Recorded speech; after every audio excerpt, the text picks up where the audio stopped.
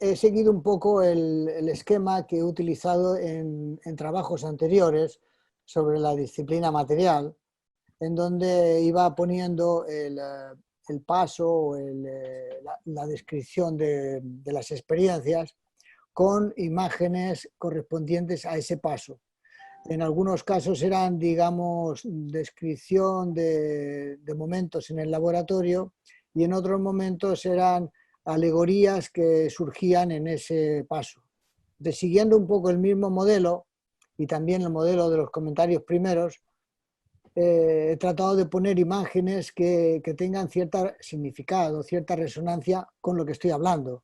Pero claro, corresponden a mi paisaje, a mi modo de ver, que para mí tiene ese significado y como son alegorías, para otra persona van a ser otras cosas. O sea, no tienen ese significado particular mío que coincide con, bueno, coincide aproximadamente, porque a la hora de esas imágenes, de buscarlas, primero, yo no soy dibujante, entonces no puedo crear mis propias imágenes, porque no sé dibujarlas.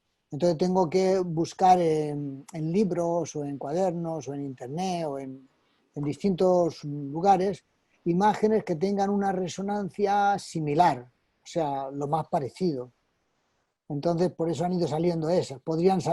Habría otras similares que podría haber puesto, pero no hay espacio para muchas. Entonces ponía una por tema o dos a lo sumo. Eso es el significado. Entonces, cada una de las imágenes pues tiene una alegorización, un significado para uno. Ahora, por otro lado, tú comentas que esas imágenes las vinculas también al espacio de representación, creo. Sí, sí, sí. Sí, Porque porque, ese espacio de representación, que lo que es como un puente entre el mundo profundo y el mundo del yo, es algo así. bueno, el espacio de representación es todo es todo. Todo lo que podemos ver, lo que podemos representar, todo corresponde al espacio de representación. Entonces, hay ciertos lugares profundos que tienen también un cierto señal, una cierta experiencia. Es como los significados están en distintos lugares situados, en lo alto y en lo bajo y en lo izquierdo, en la derecha, en lo profundo, están situados. Es parecido a la descripción que se hace en la autoliberación cuando habla de esos lugares como él, ella, en la ciudad de arriba, la ciudad de abajo. Hay ciertos lugares que aparecen en cierta profundidad del espacio.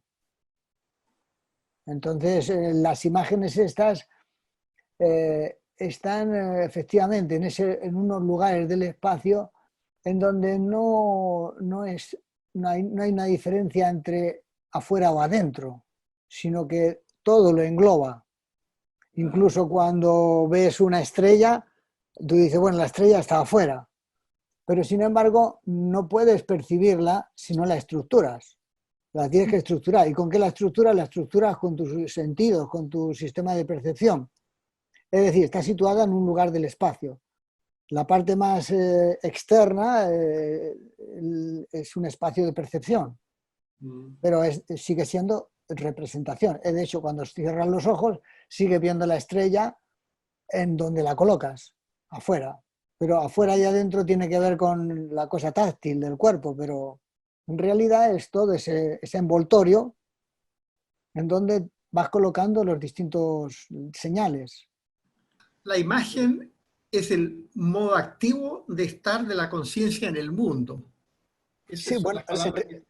en realidad lo dice el negro, Bueno, pero el tema es que efectivamente es así. O sea, cuando uno dice la conciencia, ¿qué es la conciencia? Uno puede ver su conciencia porque está referida a imágenes. O sea, no hay ser sin manifestación. Y la manifestación es la imagen. La imagen es la estructuración de eso. Y es un modo activo porque es un modo permanente de la conciencia de estar siempre estructurando. No puede estar sin estructurar, no puede parar.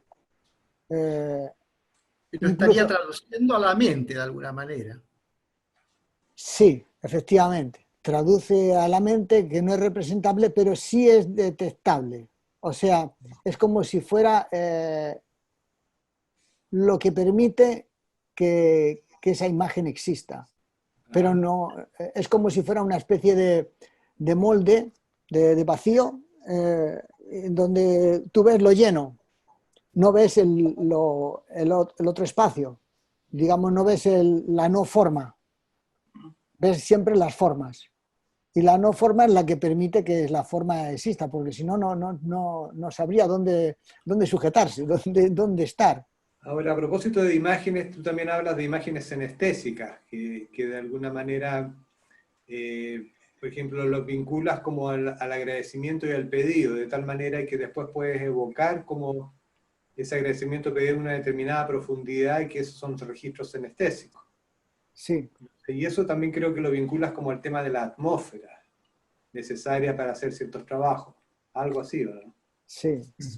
Bueno, el tema de las imágenes sinestésicas es fundamental, porque si tú tienes una imagen visual y no tienes un registro sinestésico correspondiente, no mueve la misma carga.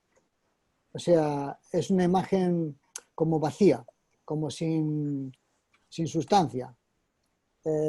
Mientras que has visto las espigas cuando tienen el grano están duras. Y hay otros momentos cuando todavía no están, que están vacías, la vaina está vacía. Bueno, este es el equivalente entre una imagen visual y una imagen cinestésica. La imagen visual debe tener una imagen cinestésica, un registro correspondiente. Mientras más profundo es, mejor se mueve la carga energética. Entonces, si estamos hablando de necesidad, tiene que haber un registro cinestésico correspondiente. Mientras más profundo es el registro de la cinestesia, de necesidad, pero cinestesia, entonces mueve más carga y puedes llamar a guías más profundos. Mueves cargas más profundas. Claro. Mientras que si por ejemplo, cuando hacemos la experiencia de fuerza, imaginamos una esfera transparente y luminosa. Cuando la sitúas en lo alto, no tiene la fuerza que cuando la internalizas y la registras. Cuando la registras, empiezas a notar la electrificación y empiezas a notar una especie de ondulación y una especie de sensación interna de difusión de esa energía. Eso ya es una imagen cinestésica, es decir, una conversión de esa imagen. Puede incluso seguir viendo una imagen de cierto modo visual, pero la cinestesia es la que se impone y la que produce la experiencia. Claro, ahora el tema yo creo que está en cómo lograr profundizar ese registro, ¿no? Porque eso, generalmente uno llega a las reuniones un poco de afuera y muchas veces cuesta como retomar esa profundidad. ¿Alguna Sí, sugerencia darías tú como para ganar esa profundidad para poder conectar bueno, algo? la recomendación de mi mente está inquieta, mi corazón sobresaltado y mi cuerpo tenso es justamente para eso, para aflojar las tensiones, para tratar de estar un tiempo de ajuste entre el mundo cotidiano, los ruidos que vienen, la inercia, y uno necesita un poco de tiempo. Incluso la meditación también ayuda como a centrarse, como a colocarse en cierta frecuencia, pero uno necesita un tiempo. Y si previamente incluso se ha creado una atmósfera, como tú dices, una atmósfera que ayuda a entrar en esos espacios, porque no puedes entrar de golpe, a menos que lo tengas muy, muy codificado, muy automatizado, como si fuera un automatismo, como los medium que entran en trance, ya saben entrar muy rápidamente, o los chamanes, pero también necesitan un poco de tiempo para colocarse.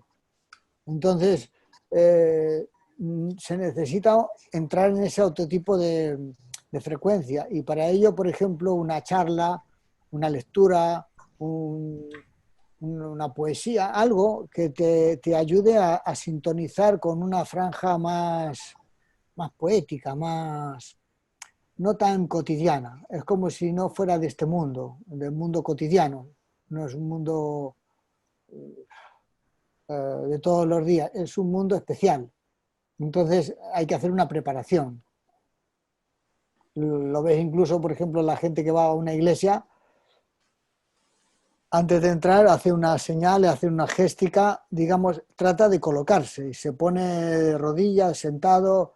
O sea, hay una serie de géstica y de posiciones que ayudan a hacer la oración o los pedidos que quiera hacer. Y el ámbito del templo crea la atmósfera, ayuda. Claro, si tú crees en esas imágenes, pero si tú vas a un templo de otra cultura o a una mezquita, también la gente que entra necesita un poco de tiempo y están allí conversando, hablan un poquito o hay un cura que da una charla y entonces entra en la frecuencia. Y después viene la experiencia. Pero la experiencia viene después de haber dado la charla y después de haber hecho una cantidad digamos, de ceremonias o de géstica y flexiones y genuflexiones que ayudan a entrar en ese sistema, en ese canal. Y después empieza el tema de la comunión o del tema de la experiencia. Pero eso no es al principio, hay todo un proceso. Claro. Ahora, tú en algún momento hablas de que todo esto son como para prepararse para que pasen cosas, que digamos, para que la fuerza se exprese o para que la profundidad se exprese, y planteas algo así como darle dirección a eso. ¿Cómo es posible darle dirección a algo cuando supuestamente uno no debiera interferir en nada, sino que debería dejar que el fenómeno se manifieste solo? ¿Cómo darle una dirección? Porque hay una intención, hay un propósito, hay un interés. Un interés. Cuando tú haces algo, lo haces buscando algo, lo haces para que te resulte bien una cosa, o sea, hay una precondición, un predialogal, le llamaríamos, que es el propósito, es tu intención. Entonces, en la medida que eso es fuerte, es intenso, es claro, hay una profunda necesidad, luego tú haces la experiencia y lo dejas actuar porque eso actúa copresentemente. O sea, eso está en datos de memoria, está actuante. Eso yo lo entiendo y lo visualizo cuando uno trabaja CESI, pero cuando uno trabaja sencillamente en un oficio, ¿tiene que hacer algo particular o dejarse llevar nada más? Nada Porque más dejarse, porque también el que ha venido a la reunión, algo le motivará, alguna copresencia actuante estará, seguramente, por alguna charla que has tenido previamente, por algún interés, algo está actuando. Ese algo actuante actúa como propósito. A mí me llamó la atención algo como en general con estos comentarios, eh, en que a lo mejor es una apreciación personal, que no sé si coincide en algo con lo que a ti te ocurrió, pero tiene que ver como con el emplazamiento que me dio la impresión que tú tuviste con estas notas, con estos comentarios. Es como si, me parecía como si te emplazaras sin hacer un excesivo cálculo racional. ¿Por qué lo digo? Porque estaba hace poco haciendo un trabajo y tratando de aclararme sobre un tema con las notas que hago personales y, y bueno, hacía algunos diálogos en que me conectaba con el guía. Entonces, precisamente el guía me sugería que escribiera rápido y que no me pusiera a hacer mucho cálculo. Entonces, están hechos con una cierta soltura, a pesar de que hay una profundidad y complejidad en lo que tú expones. Entonces, podría tener que ver con el nivel atencional o el nivel de conciencia. Y te quería preguntar, ¿cómo experimentaste cuando ibas haciendo todos estos apuntes? No sé si Bueno, se entiende. sí, sí, te entiendo perfectamente. Mira, te digo cómo los hice. Eh, Durante un tiempo, no sé, un año, un tiempo, porque previamente yo iba tomando notas, todos son una recolección de muchas notas, eh, estaba en el tema, por ejemplo, que me interesaba, y luego yo me voy a dormir, como todos, nos vamos a dormir, y cuando me levanto por la mañana, o a veces me despierto a las 5 de la mañana, a las 4, a las 6, depende, de pronto eso está trabajando y de pronto me empiezan a venir imágenes o asociaciones o caídas en cuenta. Y entonces lo que hago, me pongo a escribirlas, casi como en semisueño. Es decir, porque en ese momento lo veo con claridad, lo veo, tiene cierta plasticidad, porque el nivel ese de semisueño es un nivel plástico, es un nivel que te permite imaginar cosas de distinto modo y entonces hay cosas que a veces me llaman la atención y empiezo a tomar notas. Y a veces estoy media hora escribiendo, escribiendo, escribiendo, con el teléfono móvil que tengo al lado empiezo a escribir y, y así día tras día. Entonces después empiezo a recopilar las notas y empiezo a ensamblar muchos temas que son repetitivos, o sea, se repiten, y otros que son nuevos. Entonces han sido tomados en una especie de estado de, si no de semisueño, sí en una especie de vigilia muy en ese tema. O sea, mmm, es como si fuera una cosa no obsesiva, pero que me interesa ese tema y entonces empieza a trabajar. Es como si se conectaran datos, se conectara información. Y entonces empiezan a aclararse. Entonces voy a un libro, le leo y después lo medito y vuelvo a soñar con ello y así sucesivamente. Entonces así recopilé la mayor parte de las notas que aparecen en... O sea, no están escritas en un nivel de voy a escribir algo, y además lo escribí sin el tema de pensar ni en publicarlo ni en nada. Lo escribí porque a mí me interesaba como rescatar esos contenidos y esa claridad que en algunos momentos veía para que no se me olvidara, porque si no se me olvida. Entonces no estaba con el tema de si cae bien o no cae bien. Yo quiero escribir esto para que no se me olvide. Entonces, he notado, por ejemplo, que cuando no anoto los sueños, no anoto algunas cosas idas en cuenta, después se van diluyendo y ya llega un momento que no me acuerdo cómo era. Entonces, cuando en otro momento la había visto con mucha lucidez, mucha claridad. Entonces dije, no, voy a anotar todas estas cosas porque me pueden ayudar. Entonces, así empecé a hacerlo y recopilé muchísimas notas.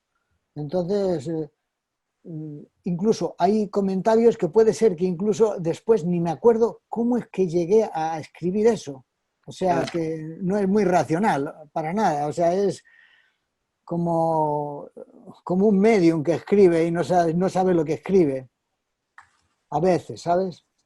Pero a veces también te ayuda a recordar y a tratar de integrarlo.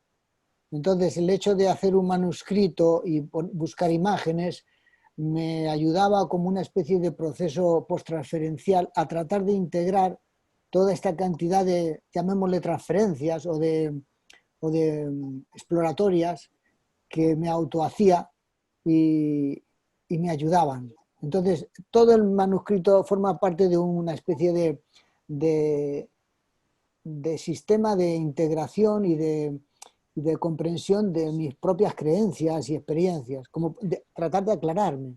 Entonces, al volcarlo y escribirlo afuera, me resulta como una especie de espejo, que a veces uno dice, ¿debería decir esto? No, no lo sé, yo no importa, pero yo lo digo, porque recuerdo en los comentarios que decía el negro de tenemos que tratar de superar la autocensura y escribir y anotar cosas, no importar si lo hacemos bien, no esperar a hacerlo muy bien, una producción o un trabajo, porque entonces nunca te va a salir, nunca vas a hacer. Entonces, tú escribe, tú haz, y luego ya más adelante verás qué quitas, qué pones.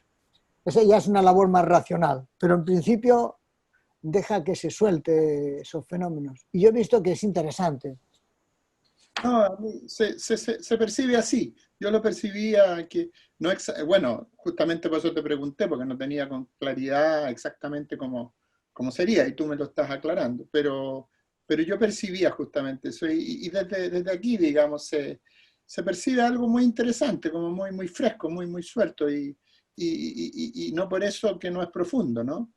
Eh, Porque además invita más que uno espere, porque uno está muy acostumbrado a recibir algo, un buen material, como una especie de sabiduría infalible. ¿Ah? Sí, Y en realidad, pensándolo bien, no es tanto eso lo que importa, sino que cómo eso provoca también una reflexión en uno. claro, ¿Ah? claro. Eso, ¿no? Sí, porque en definitiva lo que yo quería decir, bueno, voy después de todos estos años en claro qué tengo en claro, o qué creo tener en claro, o cómo lo veo. Entonces escribo lo que sea, y si no es doctrinario o no es del todo racional o es raro, bueno, es el estado de la cuestión, es como me encuentro. O sea, Claro. y luego, porque además esto va en dinámica, entonces seguramente si hago unos comentarios tres, más adelante, dentro de un año, dos, 3 años, seguramente irán cambiando cosas, ampliando, aunque no hable de lo mismo, pero seguramente si los escribo porque me surgen otras cosas que escribirlas. Eh, entonces no es una cosa que esté... yo he notado bastante eso, cuando la mirada externa es muy presionante, hay un bloqueo, o sea, porque claro, si no puedes escribir como escribía el negro, de ningún modo, porque él escribía magistral, con una profundidad tremenda, pero claro, si te pones ese modelo, no hay modo, no escribes nunca nada, ni Claro, haces. Entonces, Obvio. yo tomo como referencia a uno mismo, es decir, qué he escrito ayer y qué es que puedo escribir hoy. Entonces, una especie de autoperfeccionamiento, pero referido a uno. No te pongas esa otra imagen.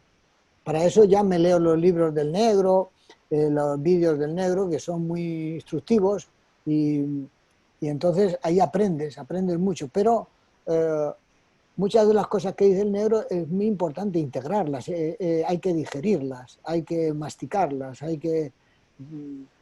a veces las lees en distintos momentos y parece que no las has leído o en suficiente profundidad antes o que te dicen cosas nuevas. Entonces claro. está todo muy vivo. Claro. A mí Mm, me resuenan mucho las relaciones que estableciste entre espacios de representación, doble o alma o energía interna. Como que en el fondo se está hablando de lo mismo, pero se puede ver de diferentes lados, digamos. Exacto. Y la otra relación que estableciste que me llamó mucho la atención era que la formación del espíritu tiene que ver una relación con el guía interno. Sí, a mí me No sé si resultó, lo entendí así en la lectura que hicimos. a mí me resultó de mucha utilidad porque siempre hablábamos en las conversaciones con amigos, decíamos, bueno, a ver, ¿tengo espíritu o no tengo espíritu? ¿Tengo doble o no tengo lo doble? ¿En qué consiste Claro, esa especie de conversaciones? Y digo, bueno, hay que aclararse con esto. Entonces, ¿cómo lo veo yo? Bueno, ese espacio de representación es el doble. Y el espíritu, ¿dónde está el espíritu? Que no lo veo. Porque es invisible, porque es imperceptible.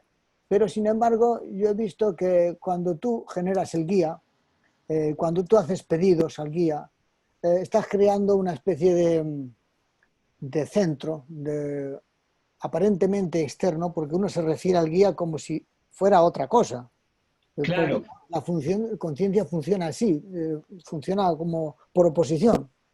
Entonces, pareciera que es externo, pero en realidad es un trabajo interno que estás haciendo. Y al volcar ahí los agradecimientos y las mejores experiencias y los pedidos, estás generando un campo, eh, digamos, que podría independizarse, que podría, y entonces, guía, llévame, entonces es como una especie de Dios, como una especie de, depende de las creencias de cada uno, pero en realidad uno está creando y recreando un modelo, como el que trabaja con la arcilla, está trabajando un modelo, está modelándolo con ciertas cargas, ciertos atributos, y lo perfecciona y te acompaña, porque lo interesante de esto es que te acompaña. Entonces, digo, bueno, este guía, este va a ser mi espíritu, va a ser lo que continúa.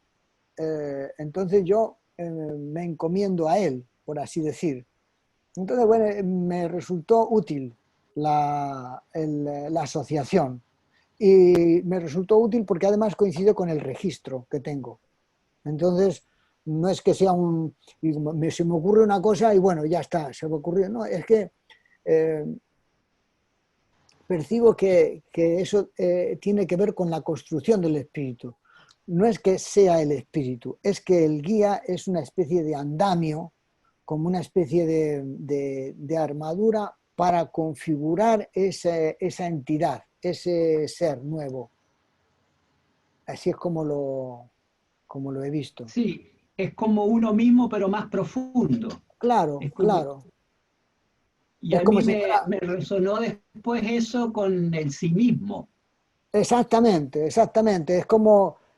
Es un modo de acceder al sí mismo, porque el sí mismo no aparece tal cual. Entonces necesitas una escalera, necesitas un andamio, y el guía te acerca a eso, te acerca y te acompaña cotidianamente, y un espíritu te debería de acompañar, porque si no, Claro. vaya espíritu.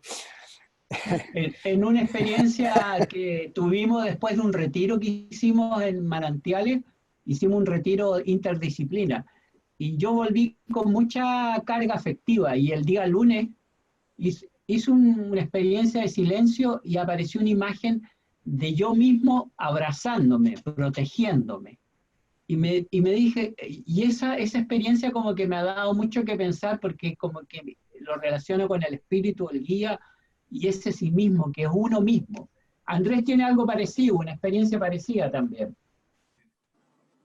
¿Tendrá que ver con el testigo, de alguna manera, el witness, ese que ve desde afuera, de alguna manera, a sí mismo? Puede ser. Yo tengo una pregunta y tiene que ver con este tema. En realidad es una gran duda que tengo y que siempre la he tenido, porque se insiste mucho cuando leo todo el texto, los textos del negro, que el espíritu se construye. Entonces, a mí la duda que me salta es que si en realidad la mente como tal, en su intención, encarna de alguna manera a través de los mundos hasta llegar a lo nuestro, a la Tierra. Entonces me pregunto si en realidad, si uno llegó de alguna manera como parte de eso aquí en la Tierra, no tiene mucho que construir. Lo que sí tiene que construir es en la espiritualización de la Tierra. Esa es una función que tendría el ser humano cuando se da cuenta, cuando toma conciencia. Pero ya el espíritu está, lo que tiene que hacer es reconocerlo, y lo puede reconocer a través de sí mismo, de alguna manera, en la medida en que accede internamente a ese registro, con esa pregunta, ¿quién soy?, por ejemplo, o ¿por qué a dónde voy? Bueno, en realidad tiene que volver a su patria original, de alguna manera. Ese sería como mi esquema, como lo Sí, entiendo. sí, sí, sí. Sí, muy interesante. Lo que pasa que a mí, por ejemplo, como tú dices, es una construcción, entendí el guía también como una construcción. Entonces, Sí, entre claro. construcción y construcción las veo muy, muy conectadas. Entonces, es como si el guía es una ayuda para la construcción justamente de ese espíritu, como un modo de acercamiento a esas experiencias trascendentales. Eso es como me parece. Sí. Ahora, ¿es una construcción o un develamiento? Bueno, por ejemplo, también podemos hablar en ese sentido del propósito, si es una construcción o es un develamiento. Creo que puede entenderse de los dos modos. Depende si lo haces por vaciamiento o por llenado. Ajá. Ujú. O sea, si lo haces por llenado es una construcción. Si lo haces por vaciamiento de las cosas no esenciales, llegas a lo esencial. Claro. Son Porque hay momentos en que si uno se silencia, efectivamente surgen significados, traducciones de cosas más profundas. Entonces, como que si todo estuviera, solamente lo que uno necesita es como alivianarse, purificarse, digamos, transparentarse y silenciarse para que eso se exprese. Entonces, no sé si es parte de lo mismo, solamente es una mirada son enfoques. distinta. Yo veo que uno es de vaciamiento y otro de llenado, pero, Claro. por ejemplo, puedes trabajar con imágenes o puedes trabajar con el vacío, con el silencio. Los dos te llevan a experiencias. Claro, claro. A propósito de ese tema, en una parte escribe, entiendo el objetivo de mi vida es la configuración del espíritu inmortal. Dice. El manejo del tiempo y el espacio para lograr la liberación. ¿A qué te refieres con el manejo del tiempo y espacio? Aunque en algún momento por ahí después pone la materialización de la energía en los pedidos, es el control del tiempo y el espacio. Pidan lo que necesitan. Porque es muy interesante lo que pone ahí. Bueno, a mí me recordó, eso está inspirado en una frase que leí hace años, de cuál era el objetivo de la escuela. El Sí. objetivo de la escuela es el control del tiempo y el espacio. Entonces se me quedó siempre pensando que qué significaba el control si el objetivo de la escuela es el control del tiempo y el espacio, ¿qué significaba eso? Y en realidad es la inmortalidad, control del tiempo, es decir, ser inmortal. Y del espacio es conectar con los espacios profundos, poder entrar y salir de esos espacios hasta los espacios trascendentales. Entonces el control de ese espacio, de ese mundo interno, es el objetivo. Sería otro modo de decirlo. Después el otro tema que me llama la atención es que a veces yo tengo dificultad para diferenciar lo que es el cuerpo del doble. ¿Ya? Como que en tu trabajo aparece como claramente diferenciado y además es como muy explícito. Mira, el cuerpo es un ámbito de apoyo para donde realizo mis actividades que no son del cuerpo. El alma, el doble, el psiquismo, el espacio de representación, el campo energético es el doble. ¿Ya? O sea, como que todo lo que no es material, llamémoslo así, todo lo que tiene que ver con distintas gamas de energía pasaría a ser el doble. Esa es Claro, la manifestación del psiquismo también. a mi modo de ver, el doble, o sea, no puedes hacer nada sin el doble, porque toda percepción, todo recuerdo, toda imaginación es parte del doble, es el campo energético traducido en imágenes. Entonces, cuando tú ves una puerta, cuando tú ves, en realidad estás percibiendo tu doble, pero no le llamas así. Claro. Entonces, todos son registros perceptuales y todo eso es la traducción de unos impulsos. Pueden provenir del propio cuerpo o pueden provenir de afuera, de otros lugares. Pero todo lo percibes a través de esa especie de sensor que tienes energético de los sentidos, que es, y tu conciencia lo estructura. Bueno, toda esa cantidad de estímulos que los estructuras, eso es el doble, es el campo energético. Y el espacio de representación. Exactamente. Y Claro.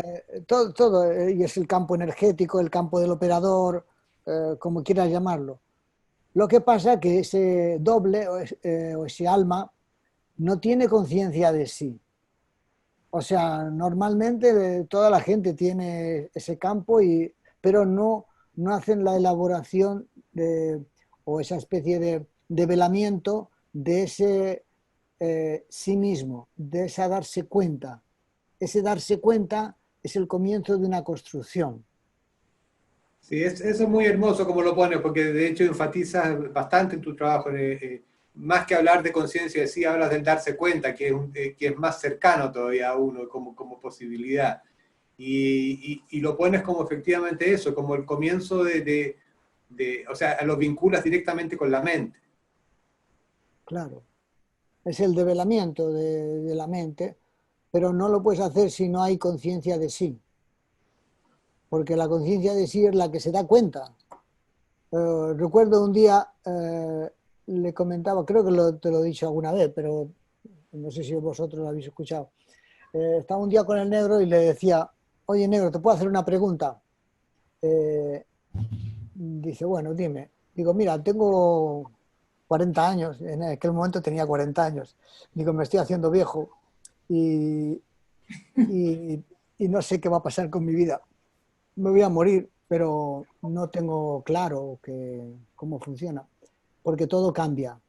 Yo, si veo fotografías de cuando era pequeño, soy muy distinto. Mis padres también.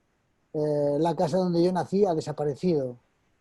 Todos son recuerdos, pero todo ha cambiado. Mi pueblo ha cambiado, mi ciudad también. Eh, Mis hijos ya no han crecido y ya no son iguales. Es decir, todo está cambiando. Mis pensamientos también cambian, todo cambia. Entonces, no hay nada permanente. Digo, sin embargo, hay una cosa que es permanente y es la única cosa que me ha acompañado y no cambia, no envejece. En todo caso, se hace más clara. Y digo, es el darme cuenta. El darme cuenta no envejece. Eh, yo me acuerdo que cuando era ya niño, claro, yo no lo llamaba así porque no utilizábamos esta terminología, pero yo escuchaba el silencio y, y me daba cuenta de ese silencio. Cuando luego he ido creciendo, tenía algunas experiencias y algunos pedidos y me daba cuenta. Bueno, ese darme cuenta, que luego ya lo llamamos darme cuenta, el recuerdo de sí y esas cosas, uno yo lo ha tenido antes cuando era más pequeño, pero no lo tenía tan estructurado de ese mismo modo. Y digo, eso veo que no envejece, eso me acompaña. Y él le gustó, dice, mira, te estás volviendo muy sabio. Entonces me gustó aquello del recuerdo de sí, del darme cuenta, porque efectivamente es lo único que veo que permanece, que puedes alimentarlo y se puede engrandecer y no se modifica, o sea, se modifica para mejorar, o sea, pero no envejece. Todo lo demás cambia, pero el darte cuenta es fresco, siempre es nuevo, es, es como el ser de Parménides, es el ser inmóvil, pero este es un ser móvil, pero impresionante. Ahora, existe por un lado el olvido de sí mismo, de uno mismo, y existe el darse cuenta. ¿Qué hace que uno se dé cuenta? Porque eso es interesante, porque uno podría estar dormido toda la vida y nunca cuestionarse el tema del darse cuenta. Hay algo, hay una como intencionalidad interna, es la mente la que de alguna manera lanza desde muy lejos como recuerda que existe, no sé, o algo así, porque si no, uno estaría como atrapado sin salida en el olvido, pero sin Pues embargo hay algo que te recuerda. hay un sueño que está relatado al final de los comentarios Mm. que, que de algún modo sintetiza cómo yo creo que es el mundo y la vida. Y habla justamente de eso, que es un recuerdo del mundo del que vivimos, del que venimos. Entonces, de ese mundo vienen señales, vienen recuerdos, vienen, como un poco como decía Platón, son recuerdos del mundo de las ideas, del mundo trascendental. Entonces pueden ser esos recuerdos, pueden ser también haya accidentes que te hacen caer en cuenta, eh, pero yo creo que en los momentos de fracaso, en los momentos de profunda necesidad. A veces se abre una puerta que estaba como cerrada por las ilusiones, por la hipnosis de las imágenes. Entonces, en esa especie de fracaso, de caída de la ilusión, se abre esa especie de silencio, de vacío interior, que puede resultar en cierto modo desagradable, porque uno experimenta la pérdida de algo, pero puede ser el encuentro de algo nuevo, de algo, de ese darse cuenta, como escuchar una voz interior, escuchar un silencio, que hay algo que anida en uno, que no es uno, es otra cosa. Entonces, puede ser que esos momentos sean como vislumbres, un poco como esas experiencias que relata el negro de la, ¿cómo se llama? La búsqueda del sentido, ¿no? Señales, las señales, no me acuerdo cómo se llama el capítulo. El quinto, sí. Habla el negro de como antes de la evidencia del sentido hay otro capítulo que La es sospecha del sentido. la sospecha del sentido. Entonces hay ciertas experiencias que tenemos en la vida que nos hacen sospechar y preguntarte. A veces es la muerte de un ser querido o un accidente que te deja imposibilitado. Entonces, justamente en ese momento te replanteas, oye, ¿quién soy? ¿Qué quiero hacer? ¿A dónde voy? Esos momentos son, y todas las personas tenemos momentos a veces accidentales o a veces momentos de estos de frustración, que no los llamamos accidentes, pero podrían ser también una especie de accidentes. Una cosa que pasó con la pandemia dentro del contexto de darse cuenta o caer en cuenta con la pandemia, por lo que lo he conversado con varios, es darse cuenta de que en realidad el cuerpo es una prótesis, que hay imágenes que mueven el cuerpo y que hay intenciones que se transforman en imágenes y terminan moviendo el cuerpo. Entonces son como manifestaciones de una sola cosa que tiene diferentes densidades, digamos. Hay imágenes que se transforman en que mueven al cuerpo y se concretan objetos que uno crea, pero vienen de intenciones que son muy sutiles, son como más abstractas, más livianitas. Y esto con la pandemia, yo lo he comentado y ha sido una caída en cuenta de muchos, porque en realidad estamos encerrados y a través de esta cosa tecnológica estamos conectados y estamos moviendo una cantidad de imágenes y una cantidad de intenciones, aunque el cuerpo está quieto. Sí, yo también he notado en esta cosa de la pandemia como una especie de cámara de silencio en algunos momentos, porque no puedes salir a la calle, no puedes ver gente y cuando no, porque antes de utilizar este sistema hubo un mes por lo menos que era una especie de total aislamiento, entonces era como una vida monástica. Además yo vivo aquí en un pueblecito y salías a la calle, nada, silencio, no había ningún caminante. Entonces era vivir en un monasterio. Entonces esa especie de cámara de silencio te hace como, te plantea, bueno, ¿qué hacemos aquí? O sea, hay una falta de estímulos que normalmente los coches, el café, los amigos, alguien que viene a visitarte y de pronto todo eso se queda, parece un claustro de los monjes. Y lo único que quedan aquí son tus libros, el taller, y es una especie de ensimismamiento, es una especie de quedarte en aislamiento. Y eso también te hace plantearte cuestiones más, a veces esenciales, como diciendo, bueno, ¿qué quiero hacer con mi vida? ¿Cómo va a ser? Porque esto es una cosa totalmente nueva, pero no sabemos cuánto va a durar. ¿Y si se prolonga? Y esto nunca había sido así. Yo nunca he visto una cosa parecida. Y además no es aquí, es a nivel planetario, a nivel general, está aumentando.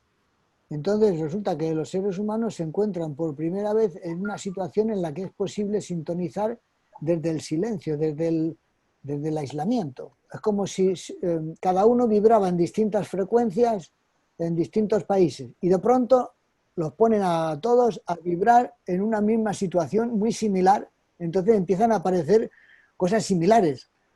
Es como si se pudiera producir un fenómeno psicosocial del aislamiento y hubiera una conexión, una comunicación, pero porque a todos nos pasa lo mismo. Claro. Sí. A mí bueno, en la misma dirección que lo que tú comentas, no, me cuesta visualizarlo en realidad, pero es como una especie como de sospecha con este fenómeno. O sea, porque este fenómeno, si uno lo ve desde un punto de vista como mucho más, desde una mentalidad tal vez más del sistema, puede hacer toda una elaboración lógica, ¿eh? de lo grave que es y todo. Y por otro lado, es como decir, esto está armado desde otro lado. Es como una especie de fenómeno que nos está produciendo situaciones como la que estás describiendo, ¿no? Situaciones que son totalmente, aparentemente muy ajenas a una amenaza como podría ser una bomba atómica, no sé qué, pero es un fenómeno muy curioso, ¿no? Eso me ocurre a mí, que es muy posibilitario para muchos, pero así también para otros lo están padeciendo, digamos. Hay miles de seres humanos que están, bueno, no sé cómo estarán, pero yo supongo que gente que no tiene que comer, que se quedó sin trabajo, que está preocupada de ver cómo resuelve, cómo va a comer, ¿no? Sin embargo, Sí, nosotros estamos en un súper retiro, digamos, esto que estamos haciendo en este momento es un lujo. O sea, es tremendamente como privilegiado, digamos, lo que estamos haciendo, esta conversación, ¿no? sí, a mí me recordaba mucho los retiros estos que hacíamos de un tiempo, estabas en un lugar y entonces de algún modo uno está acostumbrado a meditar, a estar solo, a leer, a hacer algunas lecturas y si no tienes la presión del trabajo porque estás jubilado, entonces, o porque no tienes que trabajar, sea jubilado o no, pero que no tienes ese ruido, porque si tienes el ruido de que no tienes trabajo, de que tienes hijos, es un ruiderío que no te deja estar en retiro, estás totalmente compulsionado. Pero yo entiendo ahora, por ejemplo, por qué los monjes se iban a los monasterios y estaban allí y tenían que organizar un tipo de vida rutinario, más o menos, porque algo tenían que hacer durante el día, que si el huerto, que si escrituras, que si cánticos, que si no sé qué, porque yo hago cosas parecidas. Vivo en un lugar donde voy al taller por la mañana, luego voy a la sala o vengo a casa, lecturas, luego... entonces... pero incluso sin cuarentena, o sea, así que cuando vino la cuarentena para mí no fue tan, pero reconozco que se intensificó porque la copresencia también actúa. No es lo mismo que pienses que estás así, pero tú puedes salir en cualquier momento, a que pasa un mes, pasan 2 meses y es que no puedes salir. O sea, entonces, claro, ya es distinto que tú elijas a que te lo impongan. Por supuesto, por supuesto. Pero bueno, en el caso personal y también yo ahora me recuerdo, digamos, con Andrés, que prácticamente todos los días íbamos todas las mañanas a la salita y ahí hacíamos nuestra práctica, ¿me entiendes? Y nos encontrábamos. Es como que uno está de algún modo, su monasterio es en la ciudad, digamos, ¿eh? Claro. Tiene cierto lugar donde vas a hacer eso. Pero eso no es que lo haga todo el mundo, o sea, lo hacemos los que estamos Exacto. en esto, ¿no? Sí, sí. Claro, sí, Sí. sí. Ahí me surge también, a propósito de la pregunta que hizo Juan Eduardo, sobre que el cuerpo es una prótesis. En realidad yo tuve una experiencia hace unos días atrás en esos estados de vigilia activa al salir del sueño, ¿no? Y en realidad tuve, pero la certeza absoluta de verme a mí mismo físicamente como imagen, evidentemente dentro de ese espacio de representación, como una prótesis, ¿vale? Si yo dije, pero si eso es una prótesis, yo soy una prótesis.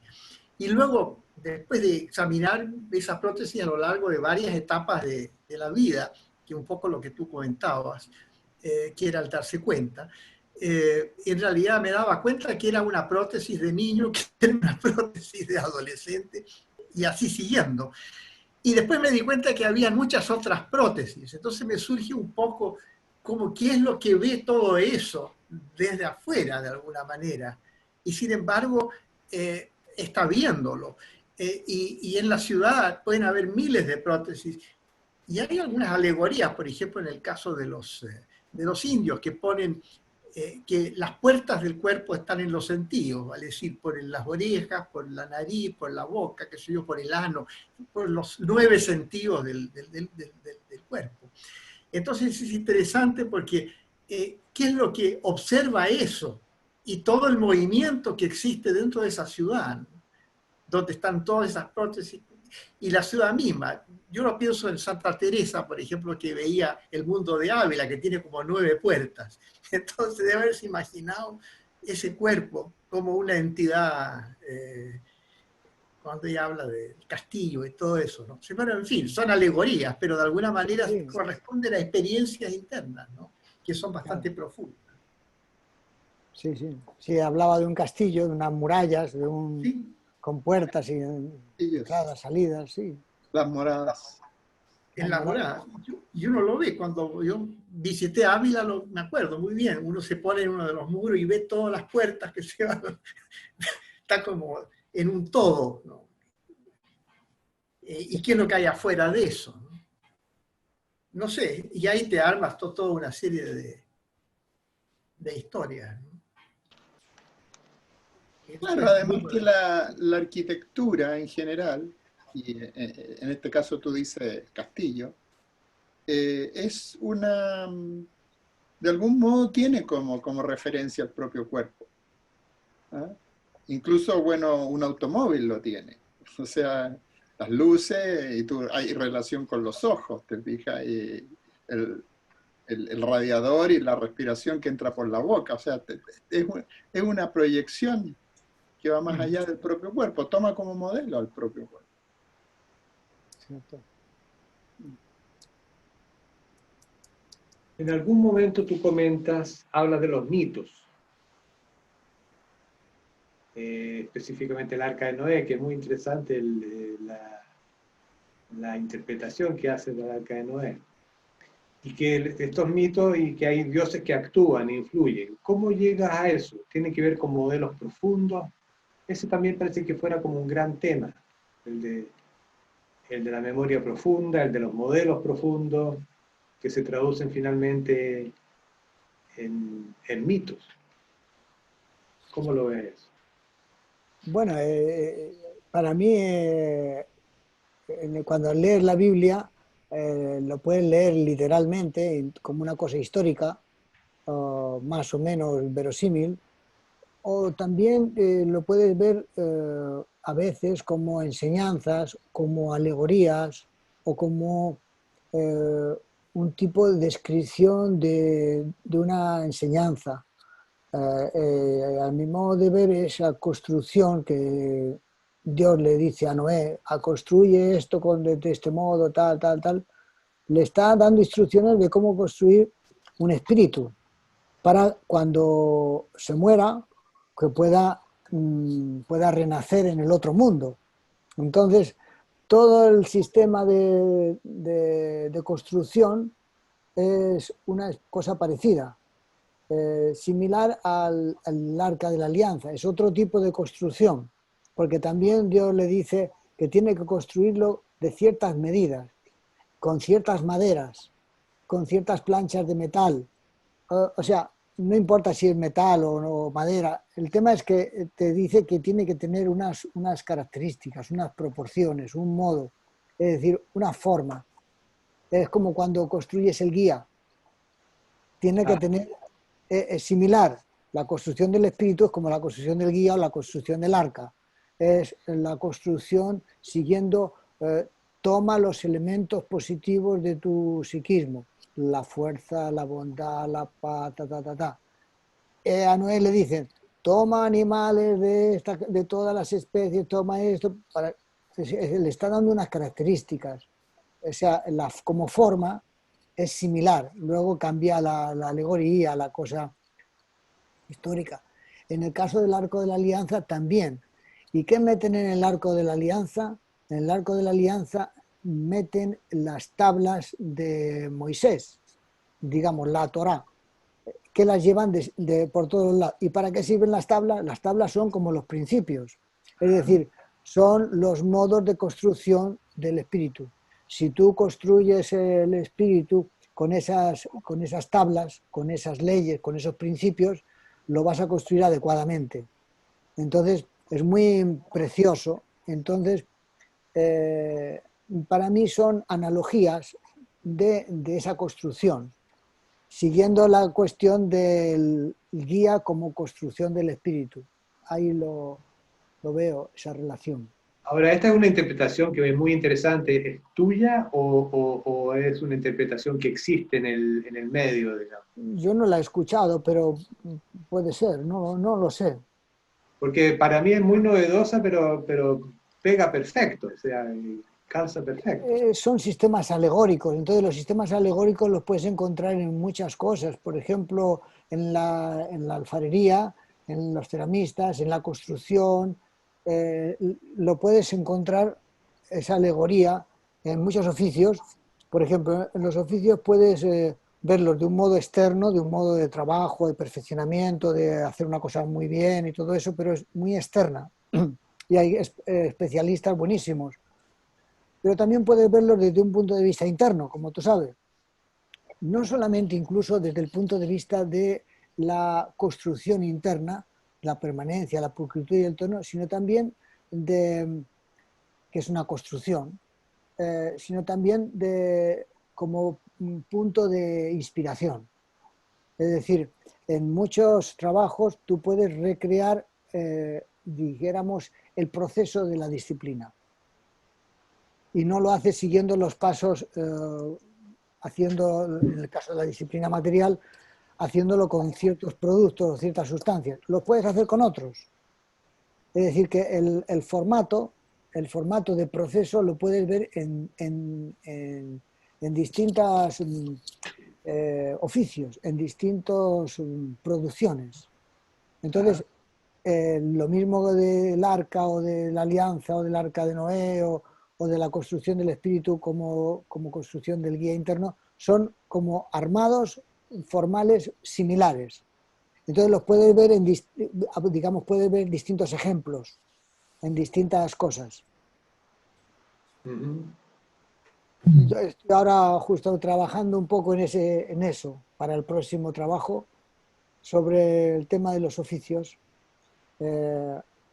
justamente tratando de experimentar con eso, con el tema de la construcción interna, apoyándome en distintos oficios materiales.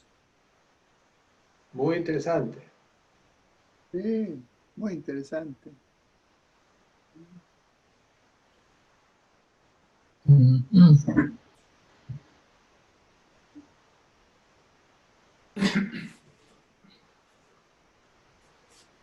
No sé Bueno, si alguno...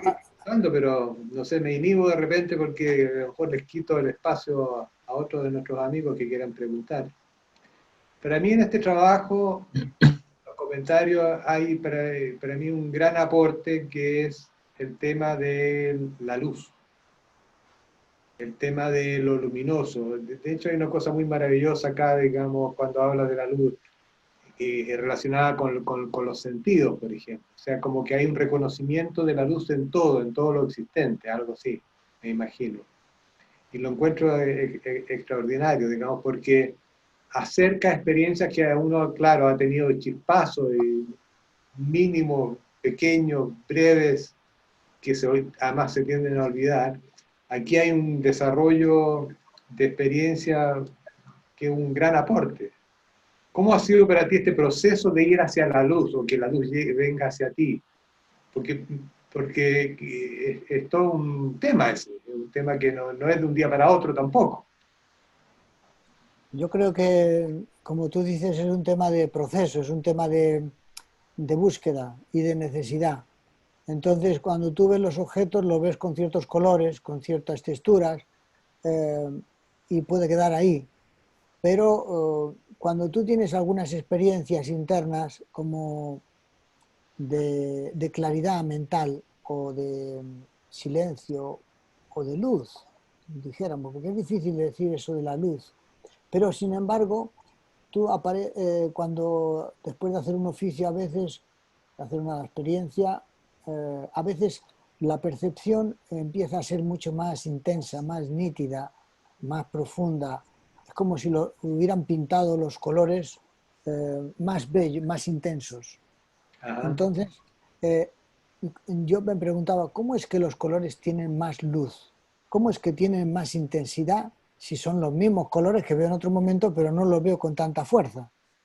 Entonces, parece ser que no depende tanto del objeto, sino de la copresencia tuya, digamos, de tu experiencia, que es la que hace que esos objetos tengan más luz. Es como si la luz se proyectara ahí.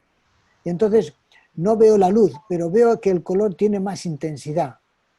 Y en la medida en que la experiencia interna es más profunda, las cosas empiezan a aparecer como, no solamente con más luz, sino con más, como con sentido. Es como si todo, como si estuviera rodeado de sentido, de luz. No sé si relato hay en el libro, no recuerdo, eh, porque lo he escrito en otro lado. Un día estaba sentado esperando en el dentista y estaba en un parquecito cercano, haciendo tiempo para que llegara, y en el parque había unos árboles, unos chopos, tienen muchas hojas como corazones, y miles de hojas. Entonces se movían, soplaba el viento y el sol eh, empezó a darles a las hojas. Y yo me quedé así un momento y de pronto empiezo a sentir como si las hojas fueran un ballet. Había miles de hojas moviéndose al ritmo del viento, claro, el viento las mueve, entonces todas se mueven como así, pero parecía como un ballet. Y al darle la luz, el sol, tenían un brillo. Entonces, cualquier persona lo ha visto eso. Sin embargo, el significado que empieza a tener para uno en ese momento era como, como un ballet y una luz danzante. Entonces las luces del sol se convierten en luces danzantes y empieza uno a entrar como en una especie de estado un poco alterado, un poco alucinatorio o psicodélico, sin haber tomado nada, o sea, directamente. Y entonces era fantástico porque eran las luces moviéndose y con las hojas. Eh, entonces uno dice, bueno, la luz esa, ¿por qué aprecio tanto ese momento? Entonces, tal vez es porque internamente uno está como con ese tema de la luz, ese tema de la visión interior, y eso es una especie de chispa que hace que eso adquiera otro significado. Ujú. Es similar a cuando estás en el proceso de la disciplina y tú haces un paso y ese paso tiene un significado. Y tú lo que estás viendo es azufre y mercurio. Pero sin embargo, es el sol y la luna. Y ahí no hay sol ni hay luna. Ni hay lo pesado ni lo... No, no. Pero es una alegoría, es un significado que se expresa apoyado en esa materia. Entonces, del mismo modo, eh, ese significado de luz se expresa en esas luces de las hojas que se mueven y empieza a tomar una especie de fuerza. Entonces, sumado esa experiencia con muchas otras después del trabajo con la fuerza, de pronto que aparece todo más resaltado, más color. Y no es que yo vea un colorido, porque yo soy bastante ciego cromáticamente. Tengo problemas de discromatopsia, se llama, que es un porcentaje de ceguera cromática. O sea, que no es un tema de que veas los colores muy puros o no. Es un tema interno que hace que las cosas que ves tengan una dimensión diferente a como las ves normalmente. tú dices normalmente un árbol es un árbol, sí, pero un árbol para cierta mítica puede ser un ser sagrado. Entonces, cambia el contenido interno que está pulsando, está presionando. Entonces, el mundo puede ser otra cosa. Puede ser un mundo sacro o un mundo profano. Depende cómo tú lo vivas en tu interior. Entonces, tu interior es transformador de lo que ves. Entonces, tú puedes empezar a ver luces.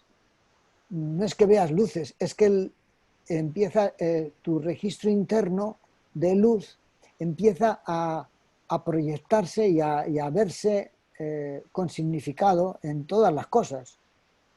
No de un modo permanente, pero son como momentos que aparecen que dan una referencia, dan un impacto fuerte. Me No, imagino a mí me parece notable porque, claro, uno puede tener experiencias con respecto a que en lo existente hay un plan, que de repente uno va caminando por la calle y de repente ve una flor, una planta, una persona, un gesto, una mirada, y uno experimenta que en la vida hay un plan. Pero en este caso vas como más allá, vas como más adentro todavía. Es como que en todo lo existente hay luz, todo es luz. No sé si me entiendes la sí, sí, diferencia. sí, sí, sí, así es. Sí, ves todo como una escala vibratoria, todo como distinto tipo de escala vibratoria de la luz. O sea, es como si todo fuera luz y distinto tipo de... Y la materia también es luz, pero son distintas vibraciones. Entonces, entrar en esa frecuencia vibratoria, en esa escala, hace como que te sientas como transportado, como si entraras en un trance, que yo me imagino que los artistas les pasa eso, de un modo empírico, entran en ese canal.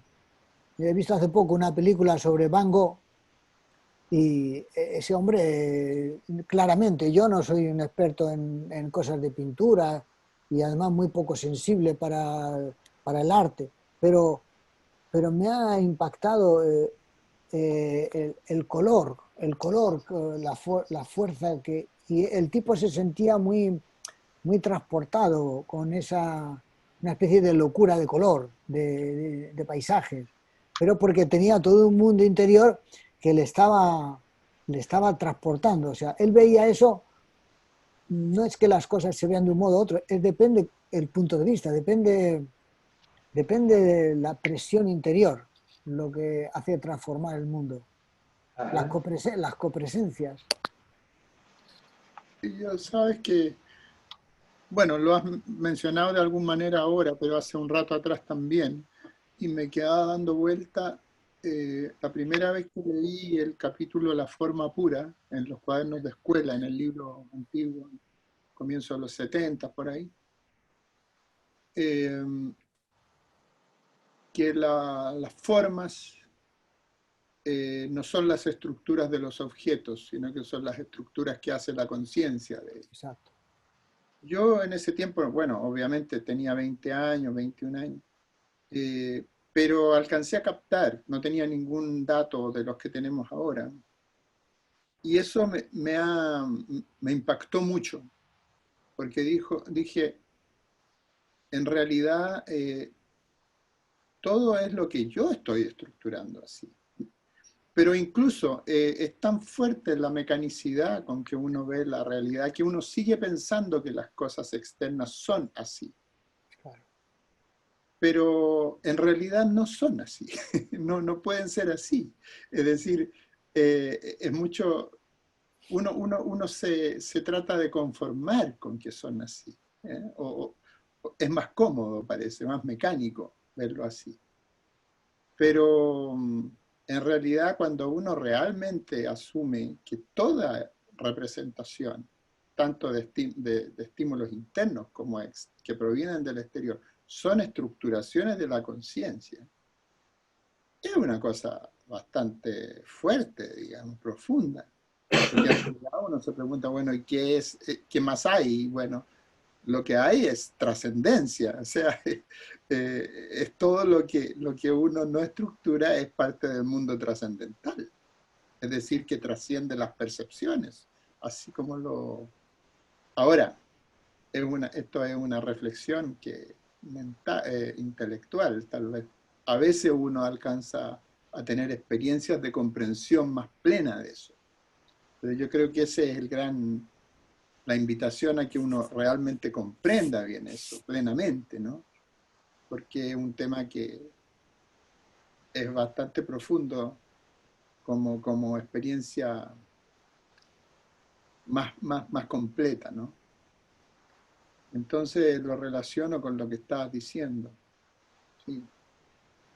A mí me llamó mucho la atención una vez, cuando estudiaba ciencias naturales en el colegio, había un capítulo que era la percepción de los animales.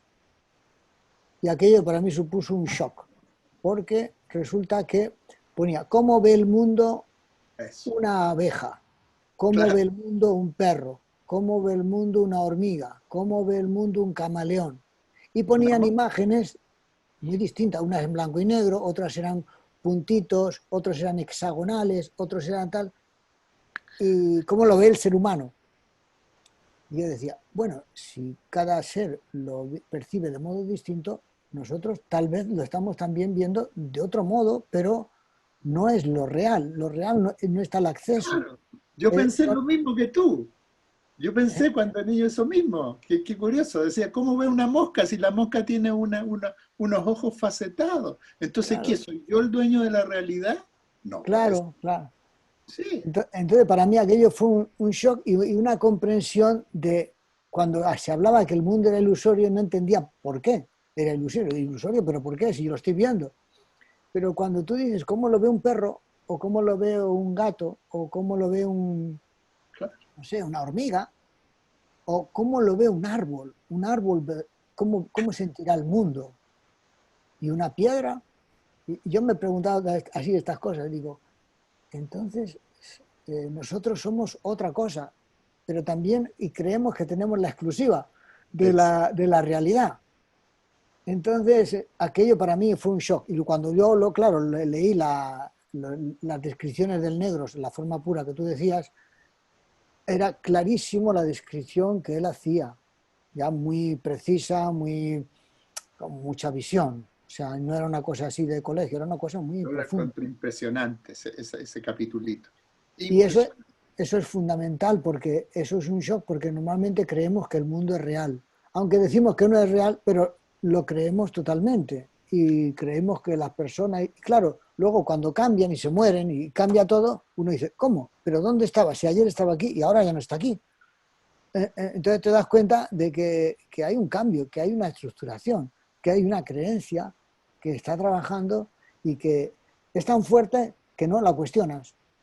No, tal vez no podemos vivir con la sensación de que vives en una ilusión. Claro. No da lo mismo como uno estructura la vida, entonces, porque eso influye en tu memoria y tu memoria tiene que ver con el momento de morir. Claro. Bueno, de Claro, hecho, el negro en algún momento, en conversación con mensajeros, parece que era, él sugería decir, no le vamos a hablar de la ilusión del yo a la gente, decía, porque lo vamos a hacer sufrir. Hay un comentario que hace de eso, y yo lo entiendo, porque en realidad, si tú le planteas a una persona así que no, le largas una imagen así, lo dejas con un enredo, digamos, porque no tiene cómo claro, o piensa que estás loco, o sí, porque además si no me extraña que la gente que ha tomado, no sé, drogas o ha tenido algún accidente y tiene un shock fuerte, se le pueden producir modificaciones importantes en su visión del mundo y que no coincide con lo que habitualmente toda la gente, las convenciones. Entonces empiezan a producir desequilibrios y situaciones complejas. Claro, claro. Eduardo, ¿qué te parece? ¿Qué pasará con las certezas? Yo Pues noto en tu trabajo una modestia en el sentido de que va tomando notas y reflexiones, de distintos temas que más o menos todos confluyen a lo mismo, pero yo me imagino que en la recopilación y la edición de todo este material deben haber elementos que para ti no son traducciones, sino que son certeza. ¿Me equivoco, no? Sí, sí, en realidad he tratado de escribir lo que siento como cierto, o sea, lo que creo, o sea, no lo que teóricamente podría ser, sino describir los registros que tengo, que es lo más cierto que siento. O sea, no sé si será así o no será así. Es como yo, digamos, la certeza que tengo la he escrito. O sea, Yeah. Ahora, que dentro de a lo mejor de un año, 2 años o 6 meses o no sé cuándo se modifica esa visión por otras experiencias, escribiré otra cosa.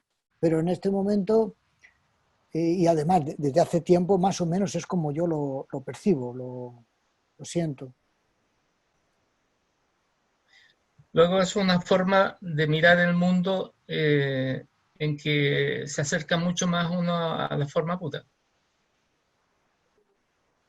Es un modo de verlo, sí, podría ser una cosa así. A mí me surge un poco el tema de la luz que planteó Andrés, ¿no? Y en realidad, no sé, hay una cosa que tiene que ver con ese reflejo que produce la luz. Si uno mira, por ejemplo, el bardo Tobol, en esa caída por las distintas luces, siempre menciona que cae por la luz opaca, no encuentra la luz real, vale decir, la luz más pura, y cae al mundo siempre por la luz opaca. Entonces, hay una cosa ahí entre lo opaco y lo luminoso. Cuando uno mira, no sé, una joya, por ejemplo, un diamante o un rubí, tiene una fuerza luminosa que se refleja muy fuerte. Y eso en todas las alegorías, y además no solo en las alegorías, sino que en las civilizaciones ha sido fuente de poder tener esas joyas. Después los indios ponen el manipur, que es la joya, adentro, como si hubiera una especie de diamante interno.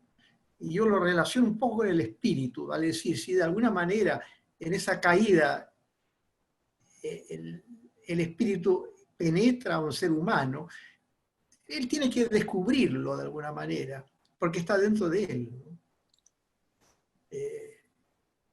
No sé, me parece también así. Diversos aspectos, pero para poder redondear un poco ese tema, que a mí siempre me produce mucha inquietud. En el tema de la luz, por ejemplo, a mí me resultó muy, muy conmocionante el paso 11 de la disciplina material, porque también hay una luz que se produce de un modo raro con la perforación del balón por el fuego de un soplete. Entonces se produce una luminiscencia donde se ilumina todo el balón y todo es luz. Entonces ese fenómeno produce una especie de shock interno, o por lo menos a mí me lo produjo, donde es como si resonara con una especie de cierta luz interior, como si hubiera una resonancia, como si esa luz estuviera dentro de uno y estaba fuera de uno.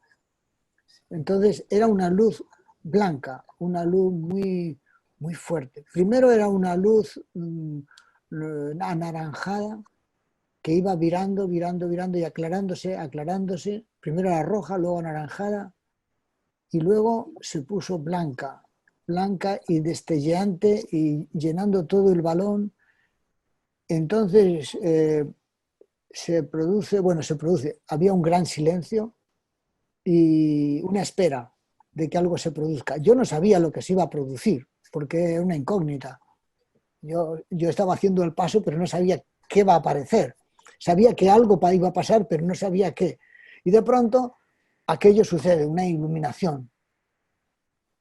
Para mí fue un shock, una conmoción. Y me dejó muy tranquilo, en silencio. Aparentemente no había pasado nada, pero había una gran calma. Y ahí quedó. Entonces se lo escribí al negro, oye, negro, pasó esto, una luz, una gran calma. Y entonces me escribe y me dice, debes de estar de enhorabuena, yo también estaría contento como tú. En ese momento, al leer los comentarios que me hizo, más o menos, no me acuerdo exactamente, caí en cuenta del estado, porque es como cuando uno no aprecia suficientemente bien cierto estado, porque no es habitual, entonces no sabe si es importante o no es importante, porque además no es una cosa así muy energetizante o muy vistosa. Es algo muy, muy sencillo, muy humilde, pero conmocionante. Entonces, a raíz de eso, cuando lo hice otras veces, claro, venía al mismo registro. Y entonces descubrí que esa es una entrada. Esa es una entrada. No me había dado cuenta hasta que el negro me la señaló. Me dijo, eso es. Entonces, bueno, estoy muy agradecido porque desde ese momento se han producido más y la clave es cómo volver, cómo acceder a ese punto de entrada.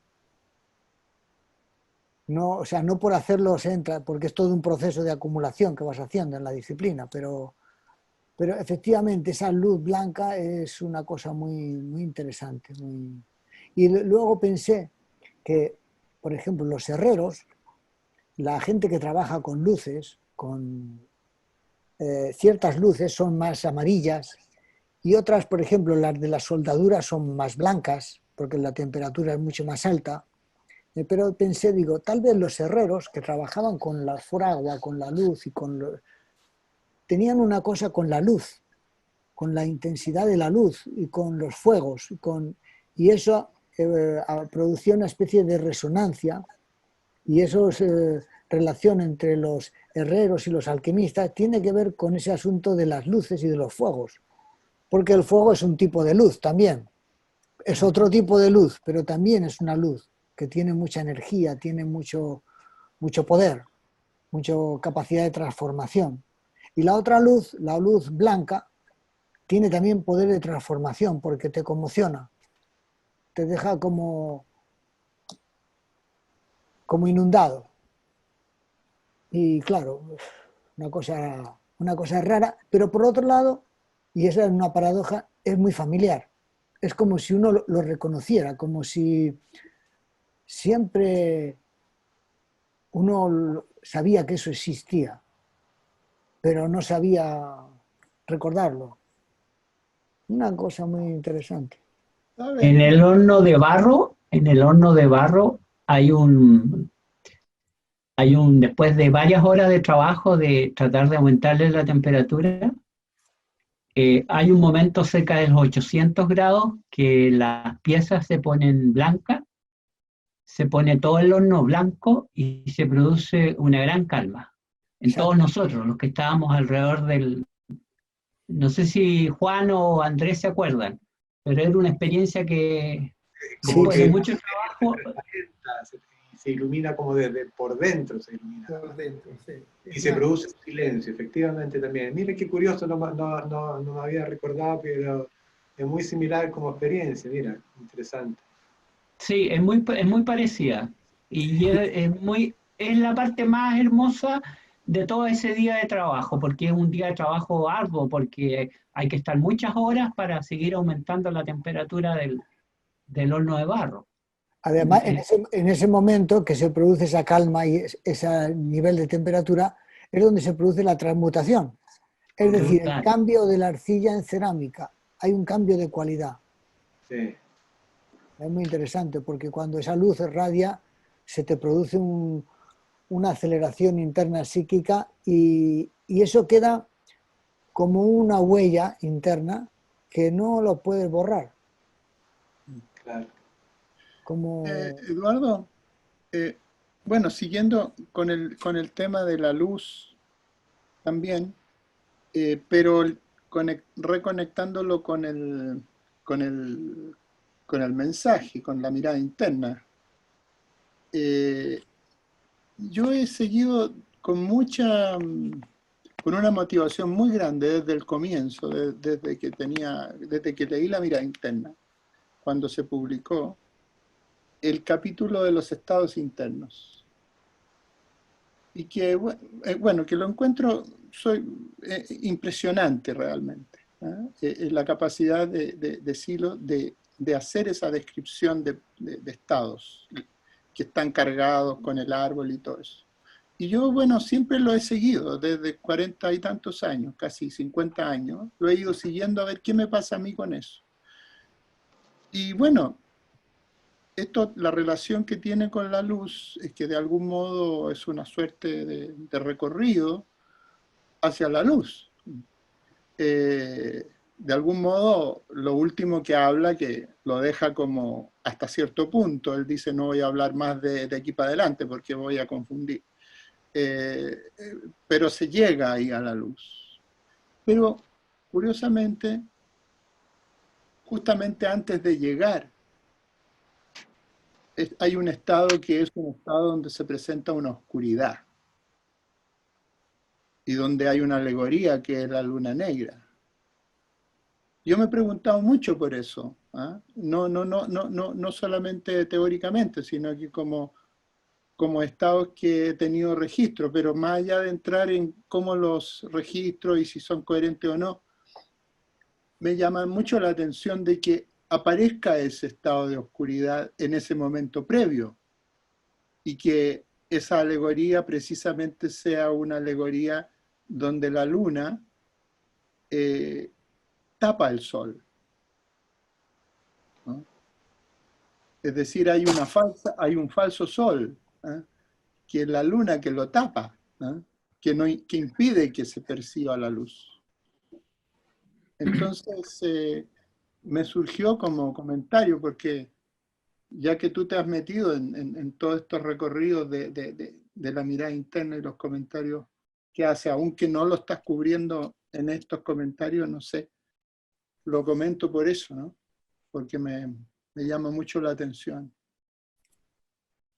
Hace años, yo me acuerdo que yo hice allá por los 74, 75, hicimos una revista que se llamaba La Luna Negra, y inspirado justamente en ese capítulo, en esa mención porque decíamos, vamos a darle un nombre, vamos a La Luna Negra.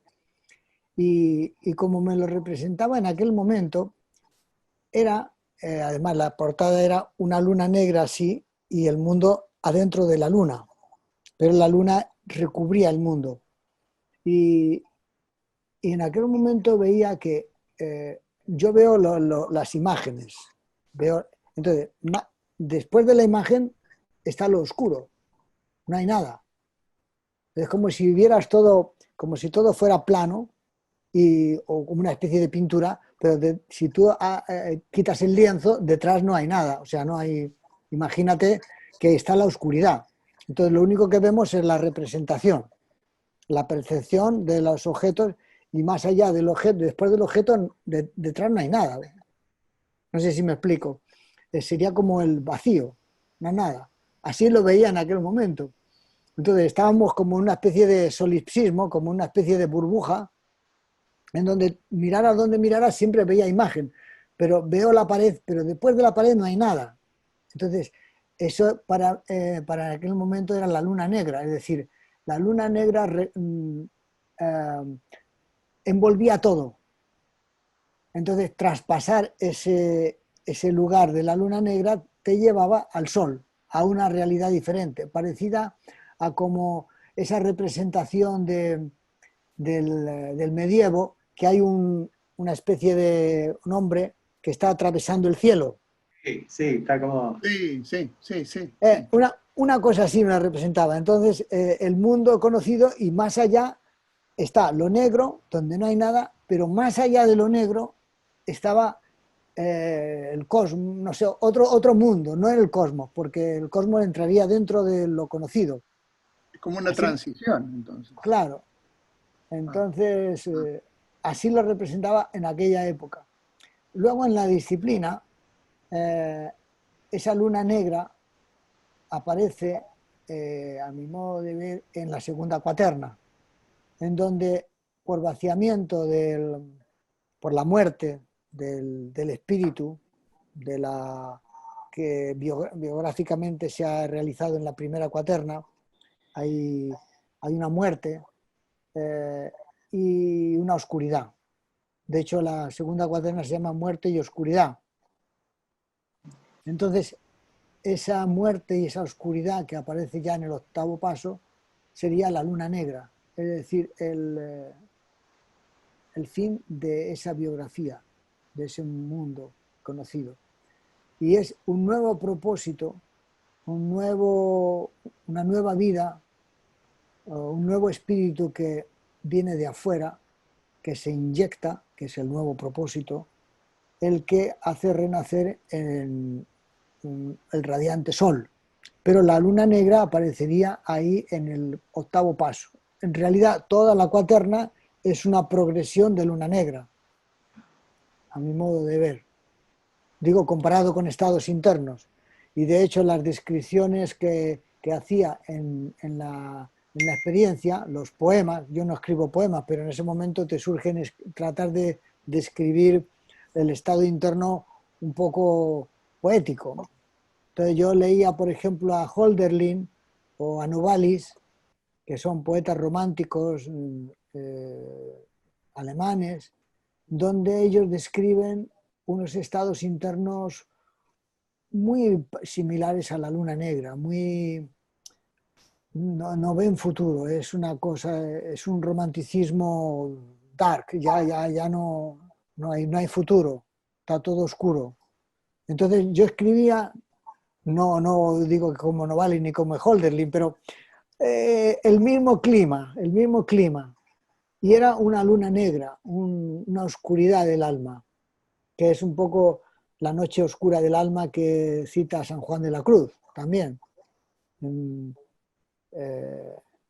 Pero en esa noche oscura pudo aparecer no sé si conocéis un poco algunos poemas de San Juan de la Cruz y eso, pero la noche oscura del alma. Y Teresa de Jesús también habla de esa noche oscura, en donde el mundo conocido, el mundo cotidiano, se derrumba, cae, o sea, no.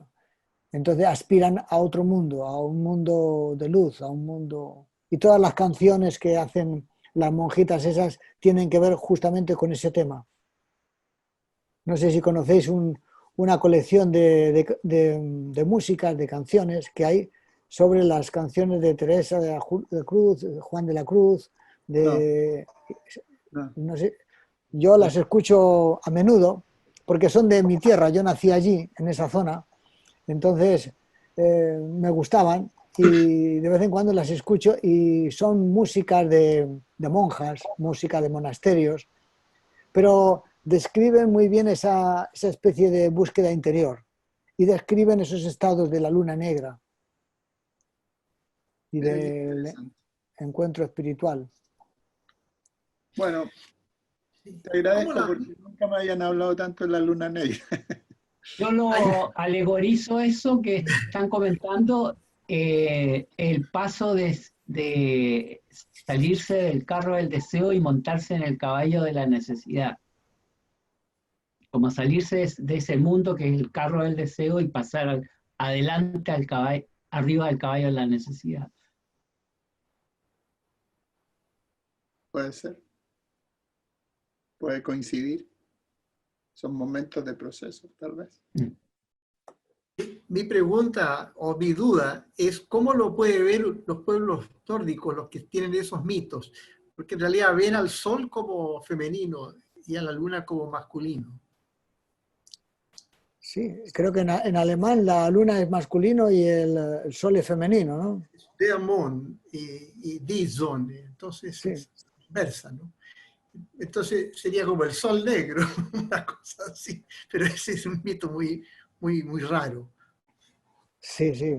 Claro, los mitos hay que vivir en la mítica de ese mito para captarlo, porque si no es como una historia que no tiene mucha significado, no tiene carga, entonces no mueve contenidos. Y sin embargo, en esos pueblos, no sé si los actuales, pero los antiguos, tenía su fuerza. Pero estarían en la copresencia de Novalis o de Hölderlin o cualquiera de ellos, ¿no? De alguna manera, ¿no? No Como lo en su sé, no lo sé. Porque esos son más alemanes, son no tan nórdicos, pero no lo sé. No.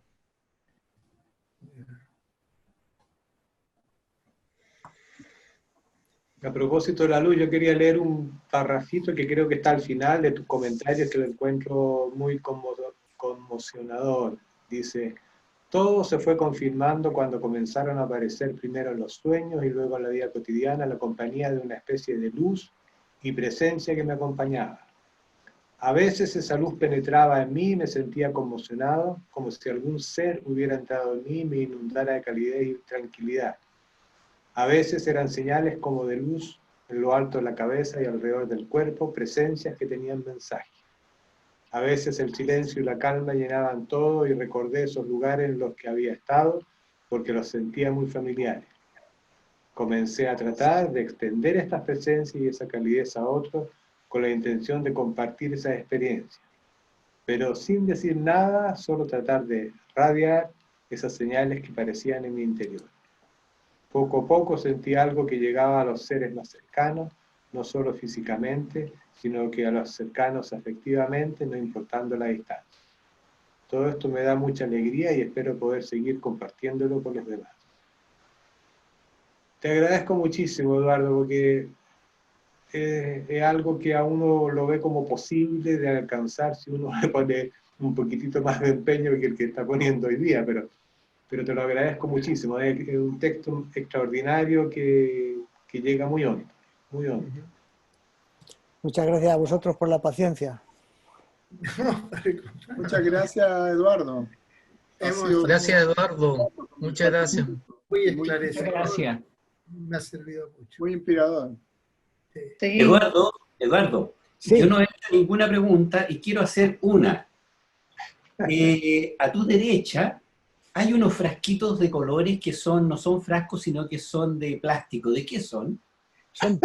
Son pigmentos para pintar en acuarela o en gouache. También los quiero probar para pintar en óleo, poniéndole en vez de agua óleo, aceite de linaza, aceite de óleo. Estoy haciendo experimentos, como te decía, con oficios, desde la talla de piedra, de madera, hueso, y también hacer pintura, también hacer metal, cerámica, hierro, vidrio, muchos oficios, haciendo pruebas justamente porque inspiran, porque me resultan de apoyo para la cosa propia de las tesis y para conectar más profundamente. Para ponerse. Sí, es una especie de entradas. Claro.